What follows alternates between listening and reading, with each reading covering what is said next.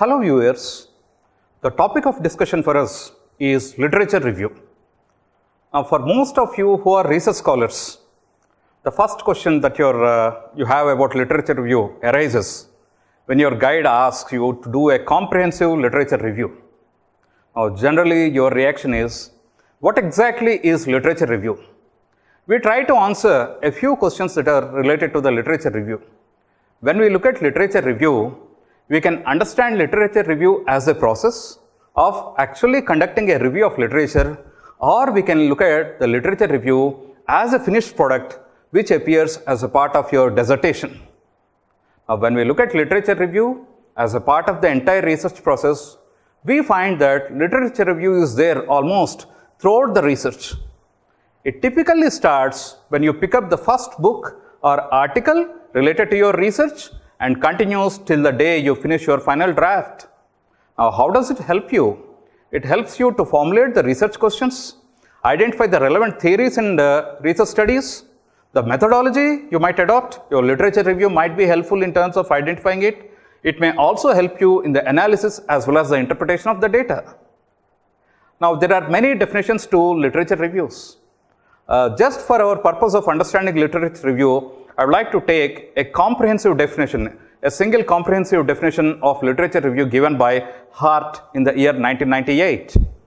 Literature review is defined as the selection of available documents, both published and unpublished, on the topic which contains information, ideas, data, and evidence written from a particular standpoint to fulfill certain aims or express certain views on the nature of the topic and how it is to be investigated, and the effective evaluation of these documents in relation to the research being proposed. Please remember that your literature review is related to basically the effective evaluation of the documents, both published as well as unpublished, in relation to the research being proposed. So you need to find the literature that is relevant to the topic of your interest or the topic on which you are currently doing your research. Now, when we look at the different types of literature reviews, we'll start with the simpler one, which is known as narrative literature review. Now, what does narrative literature review does? It simply critiques the literature and summarizes the body of literature. Narrative review also draws conclusions about the topic and identifies the gaps or inconsistencies in a body of knowledge. But remember, you need to have a sufficiently focused research question to conduct a narrative literature review. In the absence of a focused research question, maybe narrative literature review is not going to help you. Now, coming to the next category of literature review, which is known as systematic literature review. This particular kind of review, which is known as systematic literature review, it requires a more rigorous and well-defined approach compared to most other types of literature review. Systematic literature review is very comprehensive, and it also details the time frame within which the literature was selected. Systematic literature review can be further categorized into what is known as meta-analysis and meta-synthesis. When you conduct meta-analysis, you take findings from several studies on the same subject and analyze these using standardized statistical procedures. Remember, in this particular case, when we are talking about meta-analysis, we are taking the findings from different studies on the same subject, and then we are analyzing them essentially using standardized statistical procedures. In meta-analysis, patterns and relationships are detected and conclusions are drawn. Meta-analysis is associated with the deductive research approach. And coming to meta-synthesis, the other part, meta-synthesis is based on non-statistical techniques. Remember, when we are looking at meta-analysis, we are looking at basing our conclusions using standardized statistical procedures. But whereas when we are looking at meta-synthesis, on the other hand, is based on non-statistical techniques. This technique integrates, evaluates, and interprets findings of multiple qualitative research studies. Meta-synthesis literature review is conducted usually when you follow an inductive research approach. Now, you can very clearly see that when we are looking at meta-analysis, we are going with a deductive research approach, but whereas when we are looking at meta-synthesis, we are following an inductive research approach. Now, coming to the other categories apart from this, we also have something known as argumentative literature review. Now, please look at the term that is there. We are using the term called as argumentative literature review. Argumentative literature, as the name implies, examines literature selectively in order to support or refute an argument, deeply embedded assumption or philosophical problem already established in the literature. I can take an example. In the marketing literature, we come across a concept called as customer loyalty. Interestingly, if I would like to basically challenge the assumption that loyal customers are profitable, I would like to look at the literature that will help me, or basically I can look at a literature that would help me in terms of maybe challenging this argument or maybe supporting this particular argument. Maybe since we are looking at either supporting or refuting an argument deeply embedded or a deeply embedded assumption, basically we are calling this as argumentative literature review. Now, integrative literature review, it basically reviews, critiques and synthesizes secondary data about research topic in an integrated way such that new frameworks and perspectives on the topic are generated. Quite interestingly, this is related to an integrative way of looking at the literature review. If your research does not involve primary data collection and data analysis, then using integrative literature review will be your only option. As it is, you can see, since you are not looking at any primary data collection or data analysis, obviously your integrative literature review is going to be the only option in terms of going ahead with your research. Now, coming to the other type of literature review, which is known as theoretical literature review, it focuses on a pool of theory that has accumulated in regard to an issue, a concept, a theory, or a phenomena. Theoretical literature reviews play an instrumental role in establishing what theories already exist, the relationships between them, to what degree the existing theories have been investigated, and to develop new hypotheses to be tested. As you see, when we are looking at the primary objective of this, we are basically looking in terms of finding out the existing theories and the relationships between the different types of theories as well as concepts and phenomenon, and then we are basically looking forward to developing new hypotheses which needs to be tested as a part of our research. Now, an interesting question. So far we have seen maybe a comprehensive definition of literature review. We have also seen the different types of literature review. But then you might be having the fundamental question, why literature review? Why should you basically do a literature review when you are embarking on a research project? Interestingly, the first answer, the most obvious as well as the logical answer could be, maybe I am trying to look at contextualizing my work. Maybe as a researcher, you are trying to find a context for your work. What is the existing context? What is the background in which you are basically carrying out your work? It also helps in terms of describing the bigger picture that provides the background and creates the space or gap for your research. Maybe sometimes you can embark on a research without literature review, but then you might be actually ending up replicating a study that has already been done, or maybe you did not find the gap effectively. So literature review basically helps you in terms of, one is contextualizing your work, the second one is in terms of getting a bigger picture as well as setting a background for the research, and also looking at the gap analysis for your research. Now, what are the different approaches we have in order to basically perform a literature review? The first approach, generally called as a dedicated approach. Now, typically in this approach, you have literature review which is included in a chapter or a series of chapters. But whereas when you are looking at the other approach, which is known as a recursive approach, literature review is likely to appear at various points in your thesis. Now, what are the purposes basically of conducting the literature review? As we have already seen, context matters. Identification of the gap also matters. But then, in addition to these things, literature review provides a historical background for our research. It therefore gives an overview of the past research as well as the current context of the research.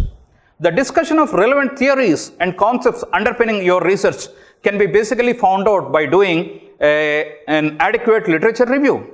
Literature review also introduces relevant terminology and definitions of various terms. It shows you how your work extends or challenges the related research in your field. As we have already discussed, maybe sometimes you might be looking at embarking on literature review in order to basically look for support for the research assumptions that you have, for the hypothesis that you are having. Or in certain cases, you might be looking at challenging the widely held assumptions about a particular phenomenon because you strongly feel, or you might have some evidence that suggests that maybe the existing assumptions or beliefs which are generally accepted may not be true in all the circumstances. That's exactly where literature review shows how your work extends or challenges the related research in your field. It also provides supporting evidence for a particular problem or issue which your research is actually addressing. These could be a comprehensive, this could be considered as a comprehensive list of the purposes of basically conducting the literature review. But remember, just because we are talking about literature review, it doesn't mean that we are dumping all the literature that is existing that is relevant to the topic being considered for research. Remember, it's not a laundry list of previous studies. You are building an argument which leads into your research. As you have already seen, whenever we are embarking on a research project, it is important to construct a relevant argument. So literature review helps in terms of building an argument that leads into your research. You make connections between one reference and another, quite interesting. In order to make connections, first of all, I need to have the literature review. You provide support for your assertions. Whatever the assertions that you are making, you are trying to look in terms of providing a support for those assertions. You are entering into a dialogue with other researchers in your field. Quite interestingly, as we already mentioned, we may not be the first ones on this earth to carry on research related to the topic. So what we are actually trying to do is, by going with a good literature review, we are entering into a dialogue with other researchers in the field of the study. Now, interestingly, during this part of discussion, we came across words like theories as well as concepts. You may be having a doubt in terms of what exactly is a theory versus what is a concept. Is theory and concept one and the same? Or theory and concept, are they going to be different? Generally, theory is a term that is used in terms of understanding a framework, or theory refers to a framework which offers an explanation, often in the form of categories and relationships. When you are looking at a concept, concept could be related to a word or expression that represents a general or an abstract idea. For example, stress. Another example could be a social class. So theory basically relates to a framework that offers an explanation in the form of categories and relationships. But whereas when we are looking at concepts, concepts are basically words or expressions that represent a general or an abstract idea. So concepts helps you in terms of understanding the idea, but whereas framework gives an explanation of a particular phenomenon in terms of categories as well as relationships. Now we'll come to the most important question. Where should one start literature review? So interestingly, at the beginning of your reading, at the beginning of your research, your literature review or your reading of the existing literature is basically exploratory in terms of its nature. Now, it will help you in terms of gaining a comprehensive knowledge of the field, extend your understanding of key concepts. Now, what are the sources that are there? Maybe you have books, specifically textbooks, or in certain cases, specialized books on a particular theme. Maybe most importantly, the journal articles, published literature reviews, which give you an overview of the existing literature. Remember, here I am using the term called as published literature review that could help you in terms of giving an overview of the existing literature. Grey literature. Generally, we use the term grey literature for referring to the literature that is not published commercially. Maybe reports, maybe conference proceedings, certain theses, maybe media reports. These could be considered as grey literature. Of course, I need not mention about the internet as a source of information. Different types of websites that will help you in terms of gathering information relevant to your research. They could be considered as a great source of information. So, the point here is, when we are starting our literature search, at the beginning it is exploratory, but as we progress, the reading should become more focused. So, we are starting with a very broad corpora of the literature that is available. But then as we move further, we are getting into a more focused kind of an approach that will also be reflecting your progress in terms of going ahead with your research. Because at the beginning, maybe you're starting with a large corpus of the information that is available, but then as you refine your questions, as you maybe finalize your research objectives, your literature review becomes more and more what you call narrowed down to the specific areas of the broad concept or of a broad theory that you are looking at. So as you progress, your reading should take a more focused approach. Now, what are the tools for finding relevant resources or sources as far as literature review is concerned? Now, we have dedicated catalogs that are there. Example, OPAC, COPAC, publishers and booksellers catalogs which are available. You also have bibliographical databases. Example, Web of Knowledge which is available. You also have internet search engines, but then within them again, you have dedicated search engines relevant to academic work or the research work. The best example I can give you is Google Scholar. Then we also have open access databases. One example is your DOAJ is an interesting case of open access databases, directory of open access journals. Of course, I am not giving you the exhaustive list of the entire tools for finding the relevant sources, but then these are some of the tools that you can use for going ahead with your search for the literature which is available, right? Now, when we come to the actual part of doing the research, how is it that we are going to do? Is everything going to be done on the internet only? No, that may not be the case. Maybe you should start with visiting a good library, right? You consult with your supervisor as well as your colleagues. Remember, sometimes your colleagues, your fellow researchers could be the best sources in terms of helping you with the relevant sources of information.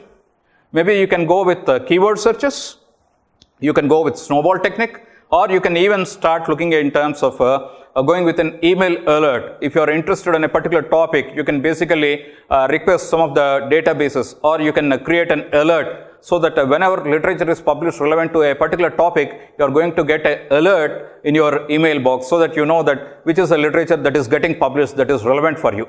Now, interestingly, as a part of this, when you are looking at snowballing as a technique, you can identify authors and cited texts in bibliographies and references, and then you can follow up on the references to both previous as well as subsequent works. This will basically help you in terms of increasing your reach to the various types of published as well as unpublished literature that is relevant for your research.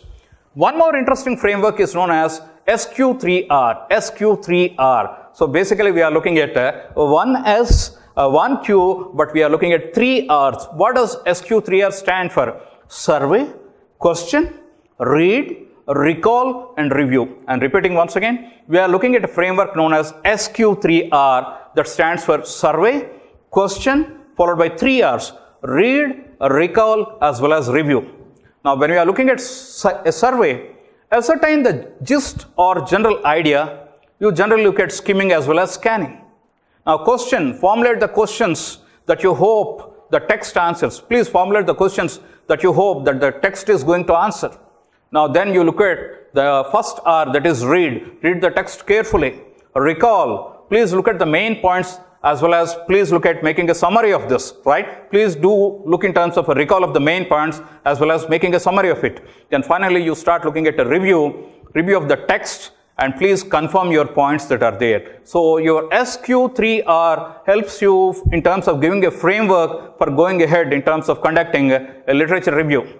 Now let us look at how we are looking at literature review, because when we are talking about making a connect of literature review with the rest of the thesis, we are looking at making a connect, not just the literature review chapter.